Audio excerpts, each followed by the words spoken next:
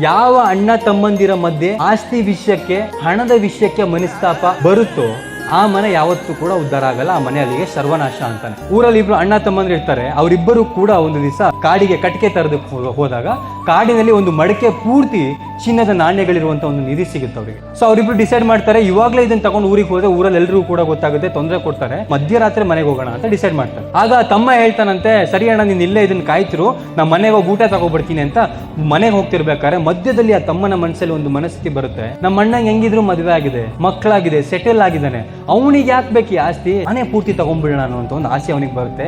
ಊಟ ತಗೊಬರ್ತಿರ್ಬೇಕಾದ್ರೆ ಆ ಊಟದಲ್ಲಿ ವಿಷ ಹಾಕ್ಬಿಡ್ತಾನೆ.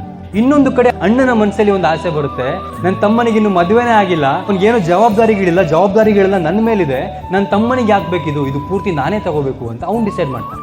ಸೊ ತಮ್ಮ ಆ ಊಟವನ್ನ ತಗೊಂಡು ಬಂದ ತಕ್ಷಣ ಅಣ್ಣ ಏನ್ ಮಾಡ್ತಾನೆ, ತನ್ನ ಜೇಬಲ್ಲಿ ಇದ್ದಂತ ಒಂದು ಚಾಕುನ ತಗೊಂಡು ತಮ್ಮಣ್ಣನ ಸಾಯಿಸ್ಬಿಡ್ತಾನೆ. ಸೊ ತಮ್ಮಣ್ಣನ ಸಾಯಿಸಿದ ಮೇಲೆ ಹೊಟ್ಟೆ ಹಸಿತಿತ್ತಲ್ಲ, ರಾತ್ರಿ ಊರಿಗೆ ಹೋಗ್ಬೇಕು. ಸೊ ಹೊಟ್ಟೆ ಹಸಿತಿದ್ದಂತ ಆ ಊಟವನ್ನ ಮಾಡ್ತಾನೆ, ತಮ್ಮ ತಂದ ಊಟವನ್ನ, ಅದರಲ್ಲಿ ವಿಷ ಇರುತ್ತೆ, ತಮ್ಮನು ಕೂಡ ಸಾಯ್ತಾನೆ. ಸೊ ಯಾವಾಗ ನಮ್ಮ ಜೀವನದಲ್ಲಿ ನಾವು ಹಣಕ್ಕೆ, ಆಸ್ತಿಗೆ, ಸಂಬಂಧಗಳಿಗಿಂತ ಹೆಚ್ಚಿನ ಒಂದು ಪ್ರಾಶಸ್ತ್ಯವನ್ನು ಕೊಡ್ತೀವೋ, ಸಂಬಂಧಗಳಿಗಿಂತ ಹೆಚ್ಚು ಮೌಲ್ಯವನ್ನು ಕೊಡ್ತೀವೋ, ಆಗ ನಮ್ಮ ಮನೆಯಲ್ಲೂ ಕೂಡ, ನಮ್ಮ ಸಂಸಾರದಲ್ಲೂ ಕೂಡ ಇದೇ ಆಗುತ್ತೆ.